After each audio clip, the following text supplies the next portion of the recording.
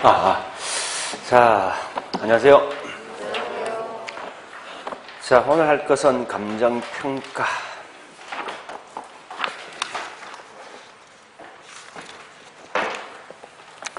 자, 일단 요약집은 177페이지예요.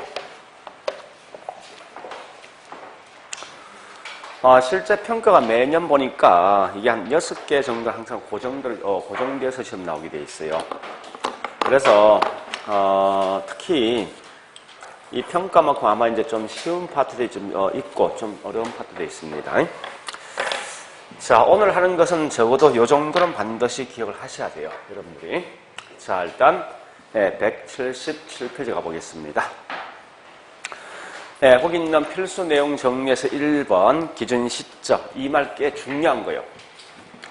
자, 이 말입니다. 꼭 아실 거는 감정평가된 가격.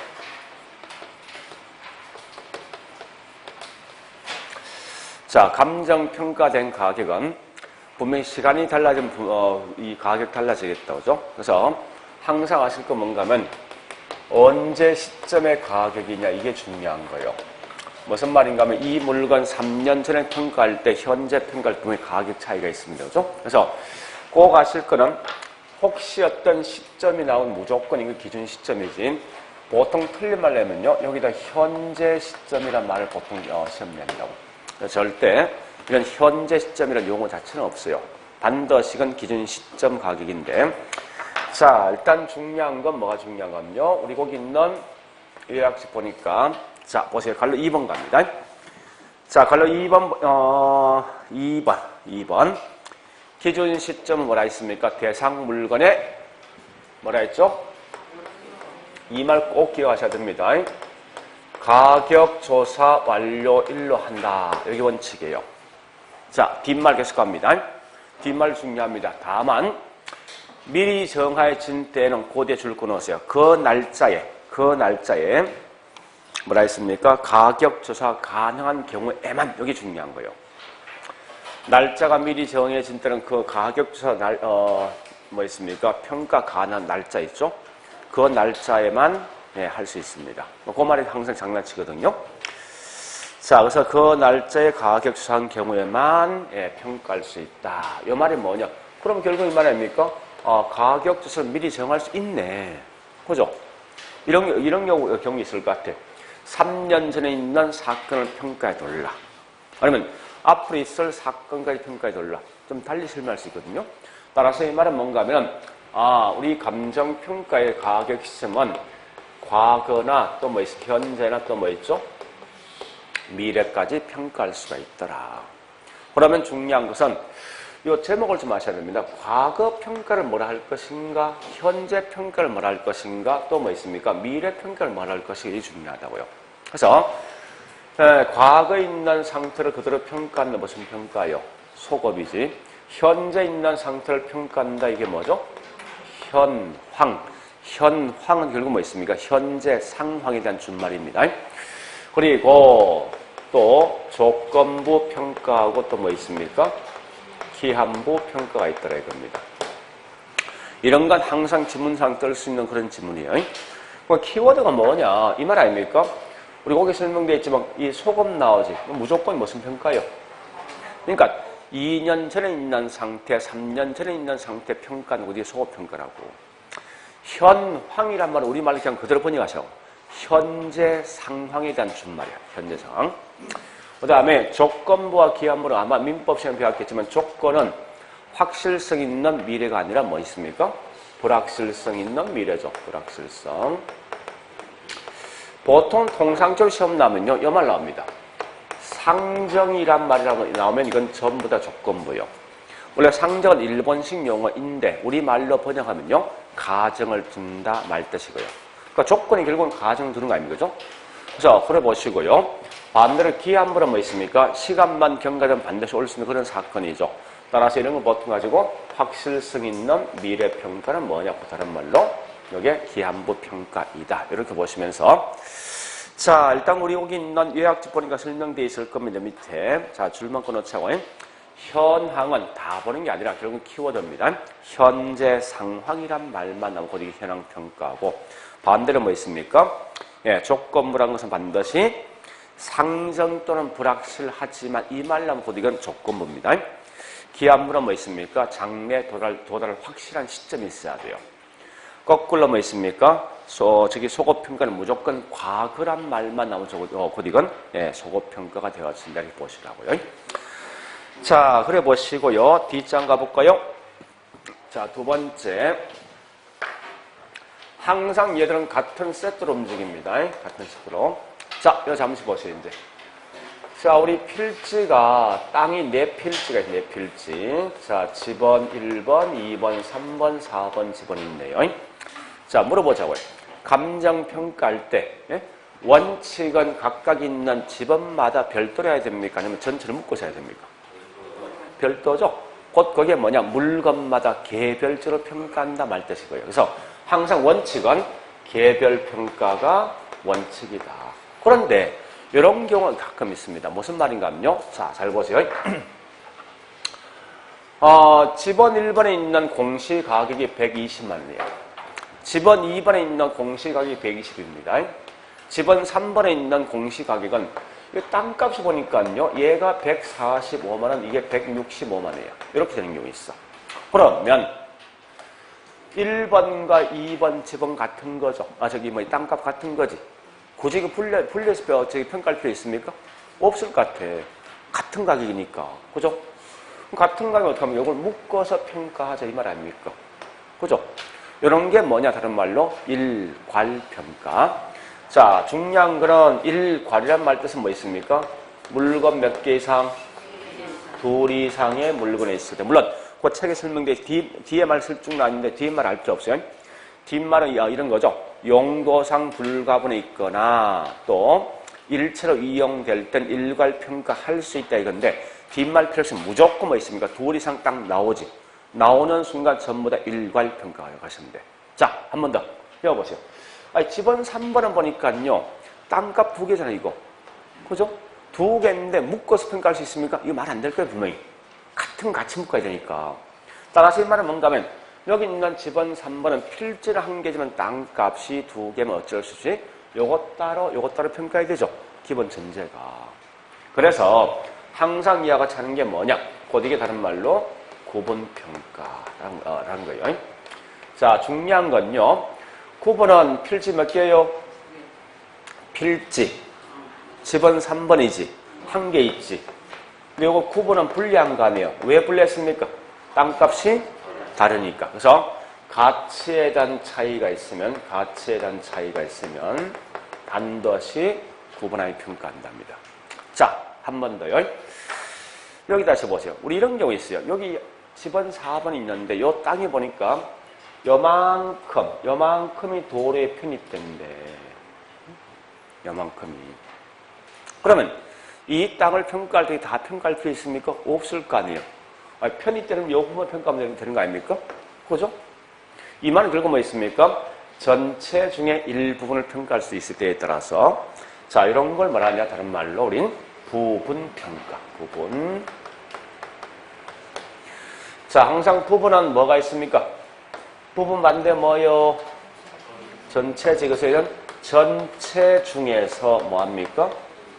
일부분을 평가한다. 이렇게 하시라고. 일부분. 이런 게 일반적으로 뭐 있습니까? 부분평가라는 거예요. 조심할 건 여러분 절대 뭐 있습니까? 부분과 구분 혼돈하면 됩니다.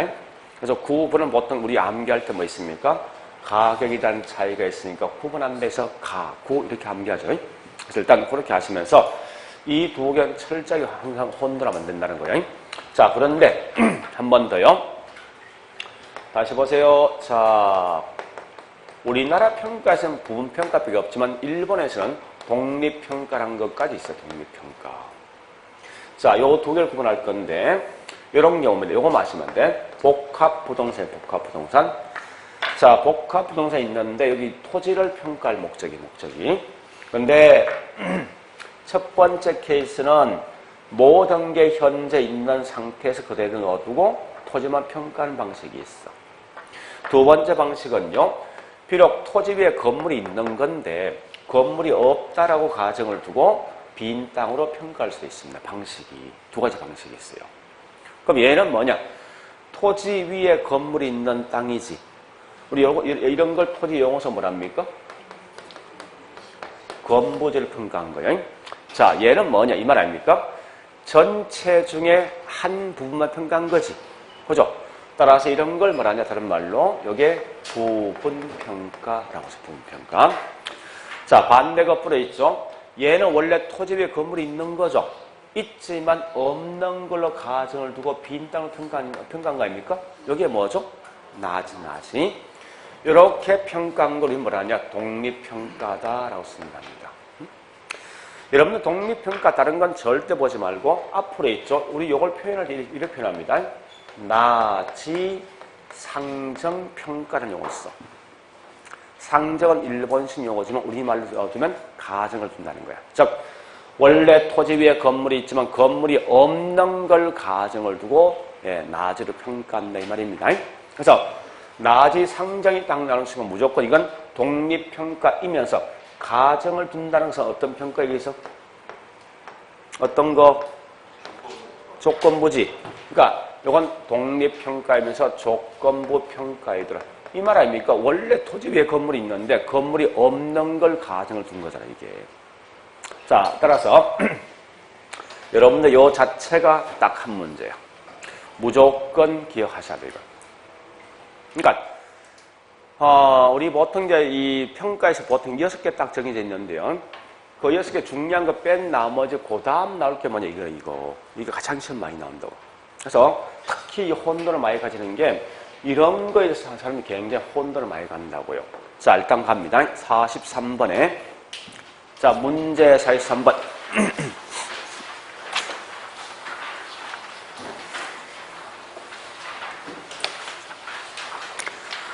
자, 문제 43번 갑니다.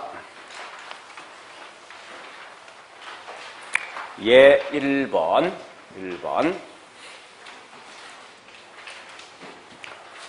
자, 423번요. 일어났다 오죠? 예, 기준 시점은 대상 물건의 감정 평가를 결정하기 위해서 자, 뭐라 했습니까? 아까? 요거 뭐라고? 가격 조사 완료일이지. 그 말 대신 절대 현장 조사, 현장 답사 또는 공부 조사 이딴 말 쓰지 말라는 거예요. 우리가 알고 있는 가격 조사는 뭐 있습니까? 현장만 가는 게 아니라 공부도 분명히 조사한단 말이에요, 이게. 그러니까 그런 걸 몽땅 다 묶어서 뭐 있습니까? 우리는 다른 말로 가격 조사니까 항상 이 말은 뭐 있습니까? 뭐 현장 답사니 또 공부 조사니 이런 말씀은 절대 안 돼. 무조건 이건 그대로 암기하셔야 돼. 가격 조사 완료를 한다는 거예요. 자, 그러면요. 그 다음에 자, 한 개 더 들어갑니다. 몇 번을 가는가 하면요. 오케이. 자, 44번에 리얼번부터 들어갑니다. 43번, 리얼번. 좀 같은 거 좀 계속 같이 묶을 거예요, 제가 지금부터. 자, 리얼번 보니까 쭉 설명됐는데, 제일 끝에 무슨 평가? 제일 끝에 무슨 평가? 일괄란 뭐 나와야 돼? 2개 이상 나와 있어요? 그거 맞는 거예요. 그러니까 항상 제가 강조하지만 개론 과목은 안에 있는 글자의 장난치는 분명히 아니란 거예요. 키워드가 뭐냐 따라 움직이시면 충분히 답을 맞출 수 있어요. 우리 실제 기출문제 아닙니까? 그죠? 그러니까 기출문제 형태를 먼저 공부해 보시면 내 공부 방식을 빨리 알 수 있다는 거예요. 그러면 빨리 깨우친 사람이 훨씬 더 쉽게씩 공부할 수 있어요. 자, 1번 갑니다, 이제. 문제 1번. 자, 1번에 3번부터 가자고. 무슨 평가? 자, 뭐 나와야 돼요? 2 이상 나 있습니까? 맞는 거죠.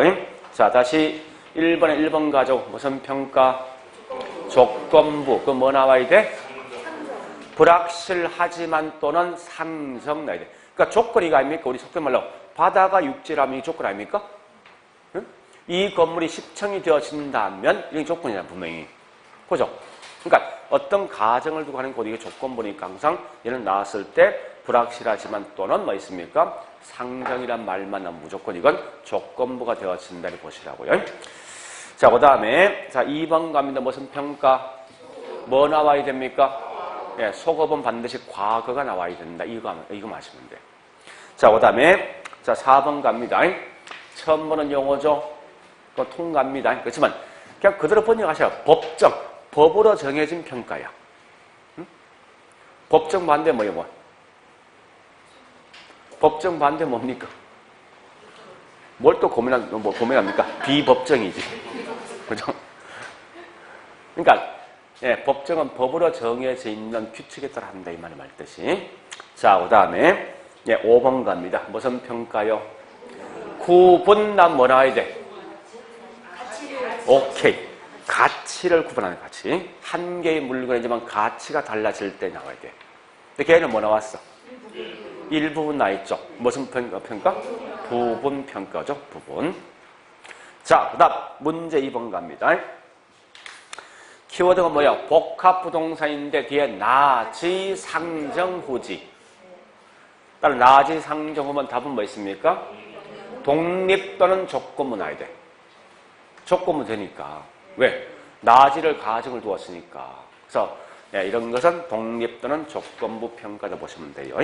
자, 문제 3번. 나 같으면요, 문제 3번 내겠습니다. 훨씬 깔끔하거든, 문제 3번이. 자, 내용을 딱 보면 뭐 있습니까? 경매. 그죠? 예, 경매인데, 이때 뭐 있습니까? 자, 1번 갑니다. 본 감정 평가는 국가로부터 자기에게 부여받은 개인, 여기 핵심이죠. 사람이 평가한다. 공인평가. 이런 공인평가 반대가 뭐냐? 공적평가. 자, 이런 겁니다. 공인은요, 우리나라처럼 감정평가사 제도가 있죠. 그럼 결국은 감정평가사만이 평가할 수 있는 자격을 부여하는 게 고대의 공인평가예요.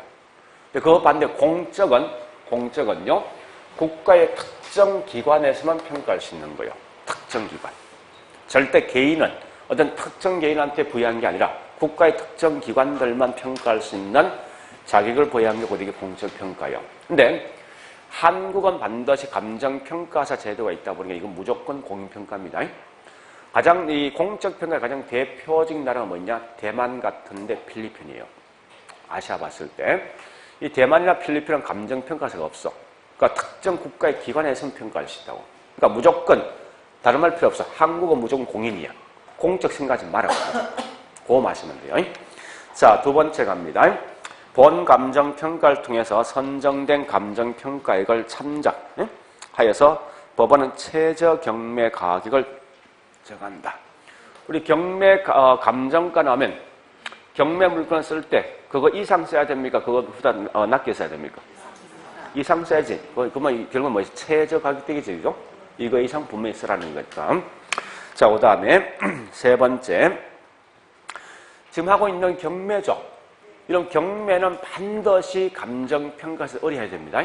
그러니까 이 말은 뭔가 우리 평가 중에 필수평가 반대 임의평가 있습니다. 필수는 어떤 행위를 할 때 반드시 감정평가에서 의뢰해야 되는 게 필수평가입니다. 가장 대표적인 예가 뭐냐? 경매, 공매, 소송 같은 거 있죠. 이런 전부 다 뭐 있습니까? 예, 몽땅 이 필수평가요. 임의평가는 의뢰인의 자기 의사에 따라서 의뢰할 수도 있고 의뢰하지 않을 수도 있습니다. 이런 게 임의평가인데, 자, 항상 조심할 건 임의평가는 반드시 이거 마시면 돼. 담보평가는 무조건 이거 임의평가요. 담보. 그러니까 대출받는 등등에 대한 담보평가는 절대 필수평가가 될 수가 없어요. 그건 좀 기억하시라고요. 아마 장난치면 이 담보가 장난칠 것 같아. 친다면. 자, 그 다음에 예, 네 번째 갑니다. 기존 시점은 언제라고요? 가격 조사 완료일. 언제입니까? 10월 27일. 자, 그 다음에 5번 갑니다. 키워드 뭐냐? 기존 시점 현 상태대로 현재 상태지. 무슨 평가? 현황 평가. 그죠? 현황 평가. 만약에 문제 물었을 때 이게 과거에 있는 상태로 쓰면 속어. 그죠? 네, 또는 시간이 지나면 반드시 올 수 있는 사건이면 기한부지죠. 그런 개념 좀 정리하셔야 돼요. 그러니까 일단 그럼 여러분들 생각할 게 뭐 있습니까? 1번부터 3번까지지? 묶어서 요거 요 내용 요것만 딱 정리하시면 된다고. 자, 일단 이게 별도의 한 문제를 해서 보시면 한 문제. 자, 그런 다음에 자, 저는 이제 뭐 있습니까? 우리 책을 보니까요, 자, 요약집 178페이지 있는 그런 내용이 그냥 살짝 넘어갑니다. 자, 쭉쭉쭉 넘어가서 어디 보신가 하면 182페이지 갑니다. 그러니까 시험에 잘 안 나올 거, 어쩌다 시험 나오는 그냥 버립니다. 과감하게. 그래서 확률상 굉장히 높은 것만 쭉 갈 거라고. 자, 이제 182페이지 보니까 가격 재원칙이 있어요. 얘는 일단 무조건 시험에 나온다라고 공부하셔야 됩니다. 가격 재원칙. 자, 번역합니다. 이 말 아닙니까? 부동산 가격은 평가사 지 마음대로 평가하는 게 아니라 일정한 원칙에 따라 평가해 주라는 거예요. 근데 이 원칙이 딱 한 개만 있는 게 아니라 여러 개가 있다 보니까 여러 개 제자를 쓰다 보니까 가격 재원칙인데 말 뜻이고요.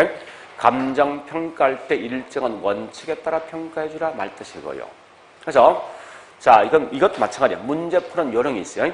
무조건 키워드를 무조건 잡아내는 키워드. 다른 내용 보지 말고. 그래서 첫 번째 우리 거기 있는 1번과 2번을 제가 묶어서 보면요. 1번, 그 다음에 1번부터 1번. 자, 1번은 보니까 요거거든요. 수요 공급이란 말과 또 뭐 있습니까? 경쟁이란 말과 한 개 더 본다면요. 우리 저기 있는 5번에 있는 대체 원칙 요 같이 묶어보자고. 자, 제가 설명드릴게요. 이 말입니다. 수요자와 공급자가 협상을 통해서 만들어진 가격으로 평가하는 거예요. 말뜻이. 저 무슨 말이냐? 시장에 보니까 우리 이런 겁니다. 아파트가 있는 801, 802호가 있어요.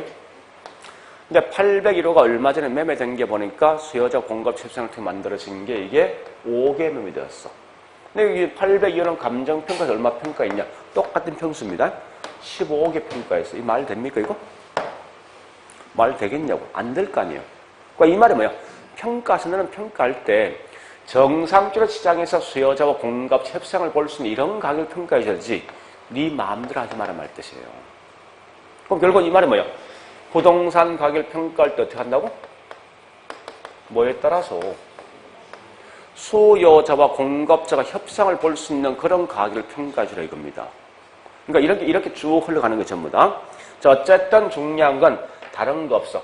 수요 공급 원칙은 무조건 지문상 이 말 튀어나와야 돼. 무조건. 두 번째, 경쟁도 하여튼 이게 뭔지 모르지만 경쟁 튀어나와야 돼. 대체도 무조건 뭐 있습니까? 대체 또는 효용이란 말이 튀어나와야 된다고. 아니, 생각해보세요. 아까 있지 않습니까? 자, 이런 거요.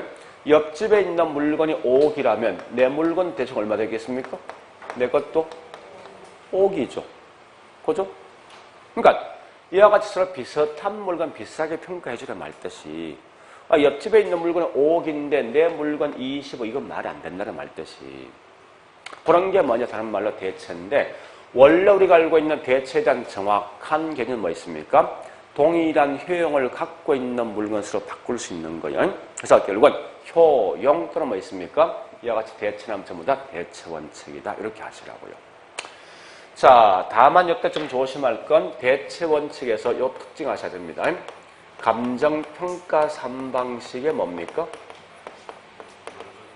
이론적 근거가 되어진다. 이런 건 좀 기억하시라고요. 이런 거는. 자, 그리고, 자, 2번 가면 2번. 자, 실제 2번은 시험에 굉장히 많이 나온다, 이거.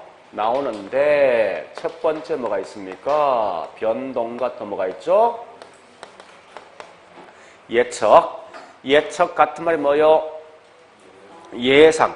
그 말 기억하셔야 돼. 예측, 예상 같은 말이요. 자, 그런데 여기 보세요, 이제.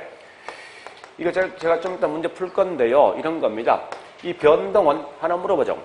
부동산 가격은 주변 환경이 변하고 시간 등이 변하면 부동산 가격도 변하죠. 그러니까 얘는 항상 나오면요.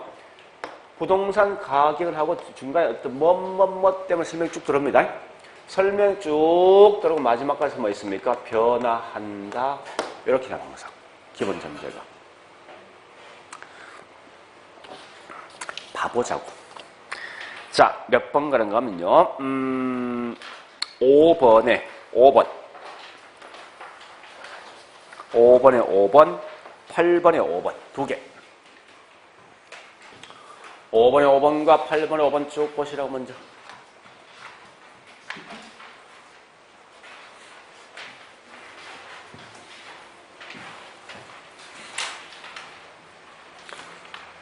문구가 보고 뭐를 장난친다 이걸 빨리 보셔야 돼.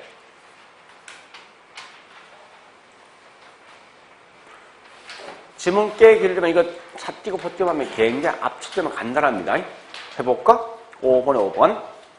자, 부동산 가격도 두째 줄 끝에 변동 가정이 있다. 끝. 그 중간 가정 보지 말라는 거야. 그러니까 이런 거 아닙니까? 보세요. 부동산 가격은 환경이 바뀌면 가격이 바뀔 수 있어. 그죠? 시간 등이 변하면 가격이 바뀔 수 있어.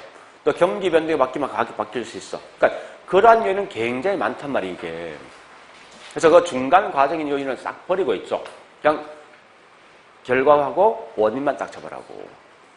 자, 뒷장 가볼까? 8번에 5번요.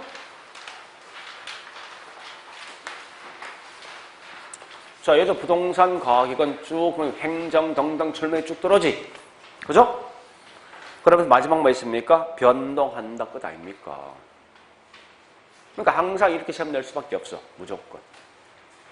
그래서 어쨌든 여러분들 무조건 변동이란 것은 부동산 가격은 중간에 쭉 들어오면서 마지막 가서 변화한다, 변동한다 이 말 나오는 순간 변동 원칙이다.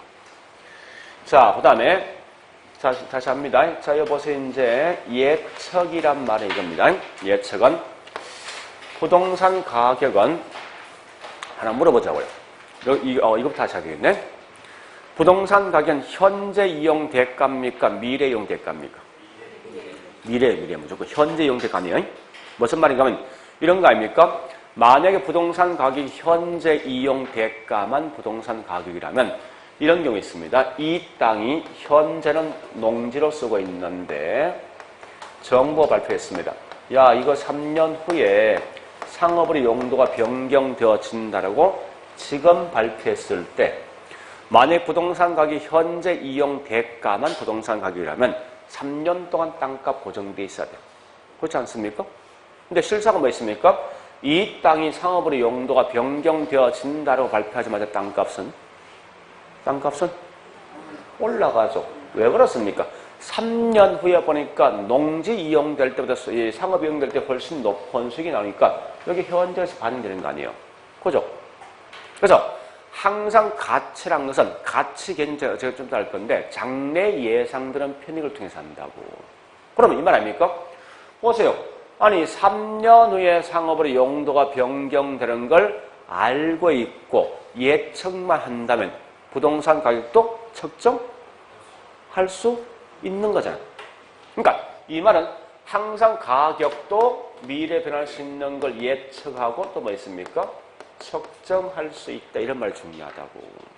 그러면 자, 잘 보세요. 변동이란 말, 이 말 아닙니까? 변동은 시간이 변하면 가격도.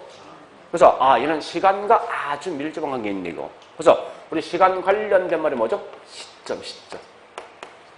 시점이라면 두 개 있습니다. 저기 있는 무슨 시점? 기준 시점. 한 개 돼 있어. 시점 수정이 있어. 시점 수정, 기준 시점. 하여튼 시점이 나온 순간 전부 다 이건 변동과 서로 관련되어 있는 내용이다. 그 다음 예측이란 건 중요한 건 가치 개념과 서로 관련된 말은 무조건 이건 예측 원칙입니다. 자, 무슨 말이냐? 자, 바로 갑니다. 어디를 풀 건가 하면요. 4번에 5번 갈 거예요. 4번에 5번. 자, 문제 4번에 5번 가시면서 봐볼게요. 예상 원리라는 것은 부동산 가치란 장래에 기대되는 편익을 현재 가치로 환원한 값을 가지고 정의할 수 있다. 곧 그게 가치 개념이에요. 그래서 가치 개념이 있지만 장래에 기대되는 또는 예상되는 뭐 있습니까? 편익을 언제 가치로? 현재 가치로 환원한 값이죠. 이 말 아닙니까? 다시 보세요. 3년 후에 상업으로 용도가 변경되어진다. 지금 발표하면 장래 예상되는 상업으로 이용될 수 있는 수익이 있지. 요걸 예측해서 언제 가치로써? 현재 가치로 환원하니까 지금 당장 상업으로 용도가 변경된다라고 발표하지만 땅값이 그대로 뭡니까? 올라간다는 말 뜻이에요. 그러니까 항상 부동산 가격은 현재 이용 대가로 말쓰면 안 돼. 그 말 꼭 기억하셔야 돼요. 반드시 가치는 미래 이용 대가예요. 그 말은 꼭 기억하셔야 돼요. 어쨌든 그 말, 즉 이게 가치 개념인데 가치 개념과 서로 관련된 건 반드시 이건 예측 원칙과 서로 관련되어 있다고 보시라고요. 됐죠? 자, 다시요. 그 다음에 볼 게 뭐 있냐? 갈로 3번 갑니다. 자, 갈로 3번을 보니까 수익 뭐요? 수익 최종 체감이죠. 이런 건 시험에 잘 안 냅니다. 그러니까 수익 최종 체감 우리 과거에 뭐 한두 번 시험 낸 적이 있지만 이건 약간의 문제 있으면 최근에 거의 문제 시험 안 낸다고. 그렇지만 얘도 뭐 있습니까? 끌고 가시죠. 자, 가볼게. 이 속에 답이 있어. 수익은 뭐 한다가? 수익은 올라가다 다시 이 말 나오는 순간 이건 전부 다 수익 최종 체감이에요. 자, 그럼 실제 중요한 건 뭐가 중요하냐? 이게 굉장히 중요합니다. 기여 원칙이. 여러분들 어쨌든 기여 원칙만큼 꼭 기억하셔야 돼.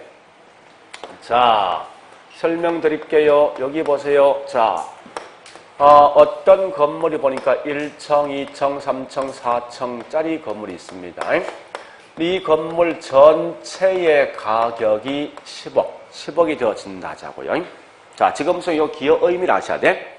그러면 이때 보니까 토지와 1, 2, 3층 각각이 전체 있는 값에 어느 정도 영향 줄 것인가, 공헌할 것인가, 기여할 것인가 이걸 따져보는 거예요.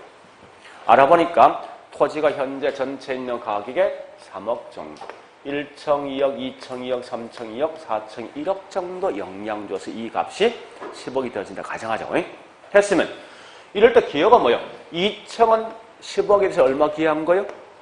2억이죠. 이런 걸 파악할 목적이 뭐냐고 이게 기여 원칙이에요. 자, 그래서 항상 남은 기여 원칙은 뭐예요? 각 여기 구성 부분이지, 그죠? 각 구성 부분이야. 그러니까 얘는 오직 뭐예요? 구성 요소가 구성 부분이 어떻게 전체 값에 어느 정도 기여, 어느 정도 영향, 어느 정도 공을 했느냐 이런 걸 파악할 목적이 뭐냐? 곧 이게 다른 말 기여 원칙이다. 잠시만요. 나 같으면 이런 거 앞으로 한번 낼 것 같은 문제에서 좋다. 5층짜리 건물 지어도 이 건물 가격은 10억 한데 4층지도 10억 한데 이런 것도 5층 건물 짓겠습니까? 이 말은 내가 한 층 더 질까 말까 판단도 할 수 있지. 그죠? 따라서 요 기여 원칙은 할 말이 꽤 많은데요. 첫 번째 뭐 있습니까? 이런 거요.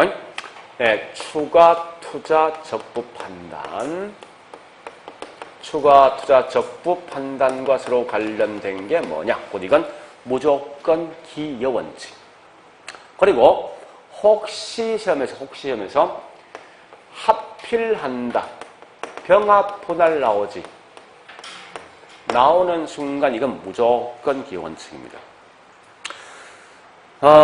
뒤에 설명했지만 다음에 우리 아마 이제 박스 형태, 즉 무슨 말인가 하면 우리 문제 10번, 11번. 자, 문제 10번, 11번.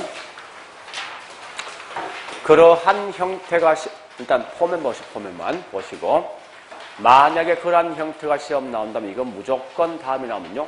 얘가 나올 거예요. 그럼 박스 형태로 나온다면 응? 하여튼 그런 이제 형태가 있는데 어쨌든 그래서 이 기여 원칙이 상당히 중요한 겁니다. 자, 그리고 계속 갑니다. 다시요. 어디를 보는가 하면 우리 갈로 4번 보니까 밑에 뭐가 있습니까? 수익 뭐가 있지?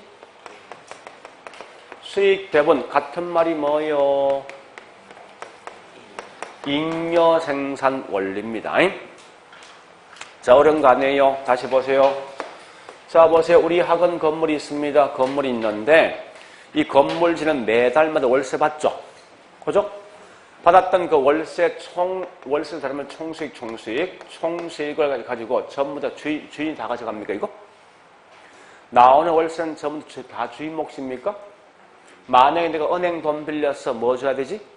이자. 밑에 어떤 수의실이 있어. 직원 월급 줘야 되죠? 그래서 이런 걸 전부 다 분배해주고 남는 분이 뭐지? 그죠? 잉여분만 누가 가져가? 주인이 가져가는 거지. 그런 내용인데, 어쨌든 우리 지금 현재 보니까 생산요소에 3요소가 있어. 그게 뭐예요? 노동과 자본과 토지와 또 뭐 있지? 한 개 더 추가하면 경영이 있지. 그러니까 쉽게 생각하시면 이 말입니다. 나오는 수익은 무조건 각각의 생산요소한테 뭐 한다? 분배한다, 배분한다 이거 아닙니까? 그럼 중요한 말은 뭐예요? 안에 내용 다 보지 마라. 다만 뭐 말고 있으면 되는 거면요. 하여튼 노동자본 이딴 말 나오지. 이런 비싼 말 나와. 나오는 순간 무조건 수익 배분이야. 그거 마시면 돼, 여러분들이. 자, 그리고 여기 좀 조심할 건요. 수익 배분은 수익이 결국은 분배된다. 이 말은 수익을 통해서 이 건물 가격 평가할 수 있지. 그죠? 수익을 통해 가격 평가한다. 무슨 방식? 무슨 방식? 또 뭘 고민합니까? 수익 방식이지. 그래서 네, 수익 방식에 또는 잔여법에 이론적 근거가 되는 게 뭐냐고 이게 수익 배분 이렇게 하시면 돼요. 자, 그 다음에 네 번째. 자, 우리 거기 뭐 있습니까? 네 번째입니까? 실제 시험에서 가장 정답을 많이 좌우했던 게 뭐냐? 네 번째요. 여러분들 어쨌든 이 두 개만큼은 하여간 목숨 걸고 지켜야 됩니다. 그러니까 이 말은 이걸만 말하면 있습니까?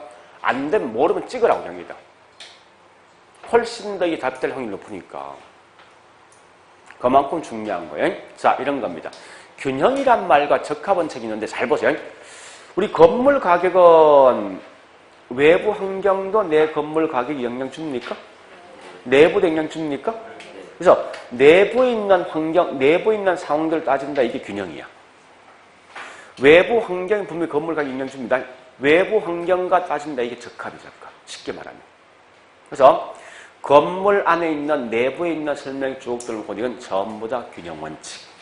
거꾸로 외부에 있는 환경과 서로 따져본다 하면 전부 다 이건 적합. 그래서 굳이 본다 이 키워드 이거요. 내부냐 외부냐 고차예요. 가장 중요한 것은. 그래서 우리 보통 시험 내면 균형 원칙은 구성 요소 간에 또는 뭐 있습니까? 자본의 투입 비율 뭐 이런 말 가끔 쓰거든요. 투입 비율. 이런 말이 나오는 순간 전부 다 균형이고요. 얘는 주로 뭐 있습니까? 나올 게 환경이나 뭐 지역 이딴 말 나오지. 그죠? 환경이나 지역 이딴 말 나오는 순간 전부 다 이건 적합 속에 포함된다. 이렇게 하시라고요. 그러면 이때 보니까요. 우리 건물 안에 있는 내부적 구성 요소가 어울리지 않으면 분명히 뭐 있습니까? 감가 될 수밖에 없어요. 자, 우리가 알고 있는 감가 요인이 3개 있죠. 무슨 감가 있죠? 건물 껍데기에 대한 문제, 물리. 이 건물 안에 있는 내부 문제, 기능. 외부 환경 문제, 경제. 따라서 지금 보니까요. 균형 원칙은 내부 아닙니까? 이 건물 안에 있는 내부상 문제가 생기고 이거 무슨 원칙이에요? 무슨 감가입니까? 균형적 감가한다. 이런 것 좀 아시고요. 반대로 뭐 있습니까? 외부 환경과 서로 비교한다. 무슨 감가? 이런 건 자주 묻는 질문입니다. 그래서 일단 칠판에 있는 요 정도 한 10개 됩니까? 한 10개 될 것 같은데 10개 정도만 기억하시면 될 것 같은데 그러니까 이거는 일단 생각한다 뭐 있으면 무조건 시험 나오는 거예요. 나온다라고 공부하시고 그래서 공부하는 방식만 아시면 돼. 자, 일단 지금부터 문제 풉니다. 자, 뭐부터 하는가 하면요. 가장 기본적인 내용부터 할 겁니다. 자, 첫 번째. 4번에 3번 가자고. 4번에 3번. 자, 4번에 3번 갑니다. 키워드 적으셔야 돼. 뒤에 쓰면 뭐 나 있어? 요거 나 있죠, 요거. 그거 뭐 나와야 돼? 수요 공급 원칙이야. 그러니까 수요 공급 나 무조건 다른 거 보지 마. 수요 공급 원칙. 자, 다시요. 자, 다시 어느 거 보시는가 하면요. 5번에 4번. 그 다음 6번에 4번. 그 다음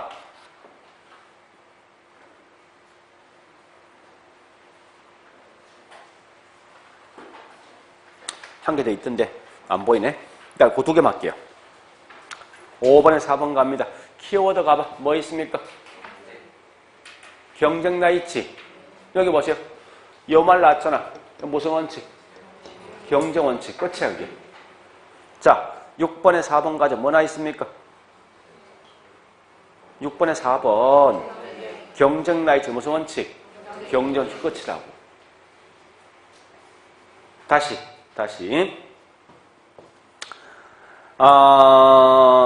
5번에요. 5번에 좀 더 하고 6번에 1번. 그 다음 D장 7번에 4번.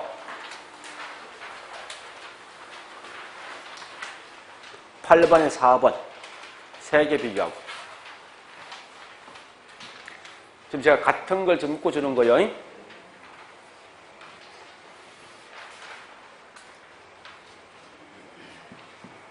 맞습니까? 자, 여보세요. 이제 항상 대체 원칙에 무조건 뭐 나와야 돼? 지문상에 대체 또는 효용이란 말만 있으면 돼. 자, 그런 결과 6번에 1번 대체 원칙 뒤에 뭐가 있어? 대체 있죠? 맞는 거, 다른 거 보지 말라고. 키워드 말고 쓰면 돼. 자, 그 다음에 7번에 뭐 있습니까? 4번. 무슨 원칙? 대체 원칙 뒤에 뭐나 있어? 대체 나 있죠? 8번에 2번 갑니다. 뭐나 있습니까? 대체 나 있지? 꽃이야, 이건. 굉장히 쉽잖아, 이거. 자, 그 다음요. 그 다음에, 이거 할 겁니다, 이제. 요거 3개 했습니다. 그죠? 요거 풀으면 했다고, 3개. 자, 여기 있는 요거 할 거예요, 이제. 요 내용. 요거부터 할게. 얘부터. 자, 5번에 2번 가자고. 5번에 2번요. 무조건 토지, 자본 등이 나오지. 나오는 순간 무조건 뭐요? 수익, 배분 또는 잉여 생산 원리 써야 되지. 됐습니까? 자, 그 다음요. 제일 먼저 볼게, 얘는,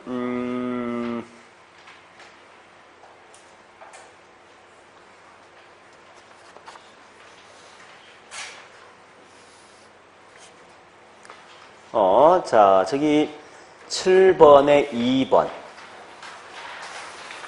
7번에 2번. 8번에 4번. 7번에 2번과 8번에 4번을 보시고. 아니다. 7번, 2번 아니다. 다시요.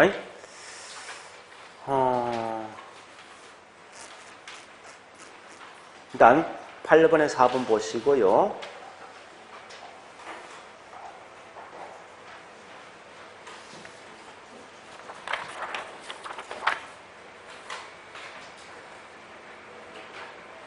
어, 6번에 3번. 네, 6번에 3번.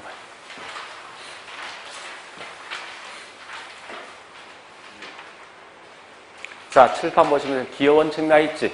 뭐 나와야 돼? 부분과 전체야. 그죠? 구성요소를 못을 박지 말고, 이 말 아닙니까? 토지란 한 부분이 전체 가격 영향 주는 거지. 이게 기여 아닙니까? 그죠? 얘는 현재 3억 기여한 거 아니야. 그러니까 한 부분이 전체 가격입니다. 그러니까 부분과 전체, 같은 말 구성 요소와 뭐요? 전체. 같은 말이에요. 그럼 일단 거기 뭐 있습니까? 6번에 3번 보니까 뭐라 했습니까? 구성 요소가 전체 기한 정도. 그 다음에 뒷장에 있는 뭐 있습니까? 8번에 4번이죠? 구성 요소가 전체 어느 정도 기한에 따져보는 거 아닙니까? 그죠? 자, 그 다음에 4번에 1번 갑니다, 이제. 4번 1번. 자, 잠시. 우린 지금까지 가격 지원칙 가지고 시험 냈을 때 안에 있는 글자가 장난친 게 딱 한 번 있어. 딱 한 번. 그게 4번 1번이에요. 그 이외에는요, 안에 있는 글자가 장난친 게 한 번도 없어. 한 번도. 다만, 여러 설명한 게 누구 집 자식 이게 중요한 거지. 그럼 참고로 보세요. 지금 하고 있는 게 가격 지원칙이죠? 그죠? 그럼 결국 이 말 아닙니까? 전체에 있는 이 건물 전체 가격 또는 수익에 대해서 각각의 구성부분이 어느 정도 영향 주는 하는 거지. 이 건물 짓는 비용은 전혀 관계없다니까. 그러니까 생산비는 의미가 없어. 항상 이런 말씀은 생산성이란지 수익이란지 생산량이란지 가격 등은 다 영향 주겠지만 이 물건 만드는 비용과 이 가격은 관계없는 내용이라고. 그래서 그걸 장난치기 딱 한 번 있어. 아마 앞으로 그렇게 장난치지 않을 겁니다. 이미 나왔기 때문에. 그래서 앞으로 공부할 때만 있으면 안에 있는 글자 보지 말고 우리 아까 했던 방식이 있죠? 이런 내용이 어디 속에 포함될까 정도 보시면 돼요. 그래서 일단 거기 있는 생산비 대신 뭐 있습니까? 수익이나 가격 또는 생산성, 생산량 이런 말씀은 전혀 하지 없습니다. 자, 일단 기원칙 끝났습니다. 그 다음 지금부터 할 게 이제 제일 중요한 게 남았어. 이 두 개에 대한 개념을 정확히 파악합니다. 지금부터. 항상 재밌는 건요. 요걸 딱 내면 무조건 틀린 말 여기 나와. 그러니까 이런 항상 비교한다고. 자, 일단 균형부터 들어갑니다. 몇 번 안 가면요. 자, 일단 거기서 보니까요. 4번에 4번. 5번에 1번. 그 다음에 넘어가서 7번에 2번 8번에 3번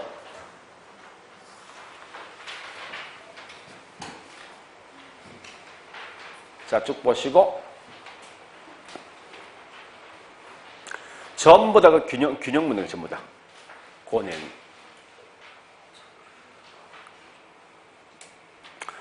자, 우리 균형은 키워드 뭐예요? 무조건 내부야. 그러니까 우리 학원 건물 안에 있는 내용물이 가장 잘 있을 때 가장 높은 가치를 가진다는 거예요. 그래서 이 학원 건물 안에 있는 내용물이 잘못되면 이건 분명히 감가되는데 여기에 뭐 있습니까? 이 기능 감가죠. 그죠? 반대로 뭐 있습니까? 적합이라는 것은 건물 안이 아니라 무조건 바깥이야. 그러니까 지역이라든지 환경 이런 말로 나오는 순간 전부 다 이거 뭐 있습니까? 적합과세로 관련된 것이라고. 그러면 자, 다시 보겠습니다. 몇 번요? 아까 보니까 4번 가볼게요. 이런 자, 보세요. 한번 읽어볼게요. 최대 가치를 구현하기 위해서는 이 말은 우리 보통 있죠. 적합이든 균형이 항상 이 말 뜬다고. 그래서 이건 무조건 통과야. 그 뒷말이 중요하지. 투입되는 생산 요소의 결합 비율. 자, 우리 학원 건물 안에 투입되는 생산 요소 뭐 있습니까? 방이 80평인데 방이 몇 개 들어서고 화장실 몇 개 들어서고 이게 생산 요소 결합 비율이거든요. 이건 내부에 대한 설명이지. 따라서 이건 균형. 그죠? 균형. 그 다음요. 자, 5번에 1번이지. 키워드는 뭐요? 구성요소 간의 뭐요? 적응 상태. 구성요소 간은 결국 내부 묻는 거지. 따라서 이건 균형. 그 다음에 자, 또 넘어가 볼게요. 7번에 2번. 균형인데 구성요소 결합 나 있지. 얘는 좀 틀린 게 무슨 감가? 무슨 감가? 기능적 감가 장난친 거요. 자, 일단 8번에 3번에 제가 좀 따겠습니다. 자, 그다음 두 번째 갈 거예요, 이제. 이거 보세요. 적합 원칙만 할 거예요, 지금부터. 적합만. 자, 다시 갑니다. 적합. 4번에 2번. 4번에 2번. 그 다음. 저기 있는 5번에 3번. 그 다음. 6번에 2번. 그 다음. 7번에 3번. 그 다음에 8번에 3번.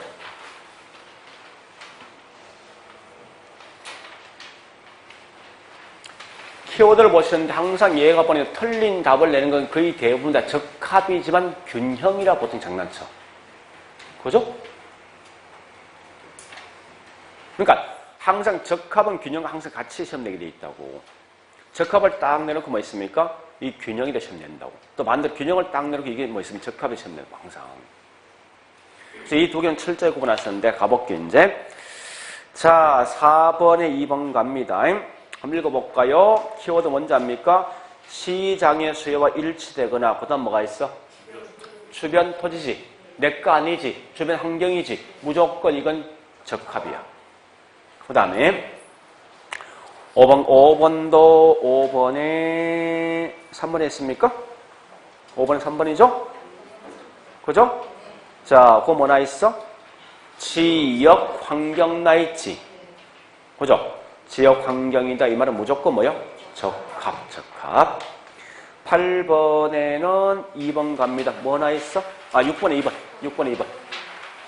6번에 2번 뭐나 있습니까? 외부 환경이지. 그럼 무조건 뭐요? 적합. 또 넘어가자고. 자, 7번에 3번 갑니다. 뭐나 있습니까? 인건 환경, 주변 환경이지. 적합. 자, 이제 8번에 3번까지 정리합니다. 내용은 이거요. 자, 차 띄고 버티면요. 균형 원칙은 구성요소 결합에 따른 체유형 강조한다. 이 말은 구성요소 결합이지. 이건 내부, 외부.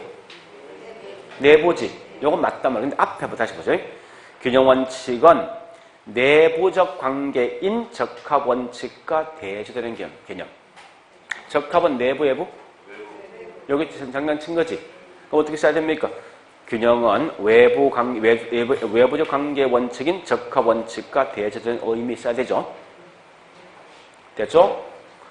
자, 일단 이렇게 내용 좀 정리하시고. 이게 다예요.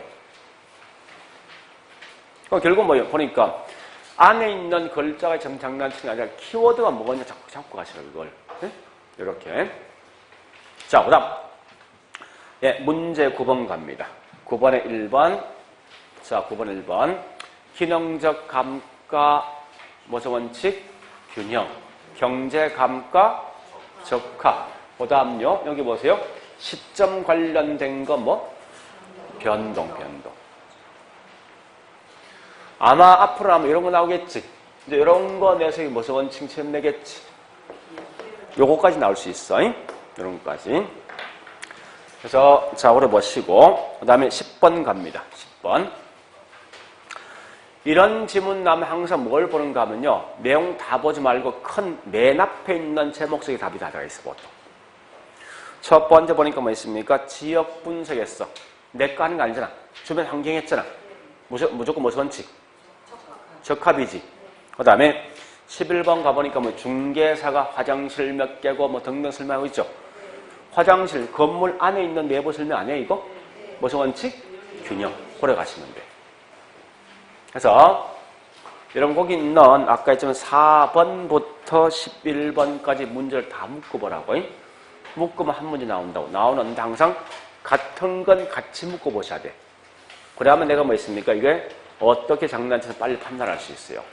그래서 어쨌든, 여기 있는 가학의 원칙을, 제 원칙을 따로 때 보시고, 예, 좀 쉬었다가 12번부터 17번까지 할게요. 12번부터.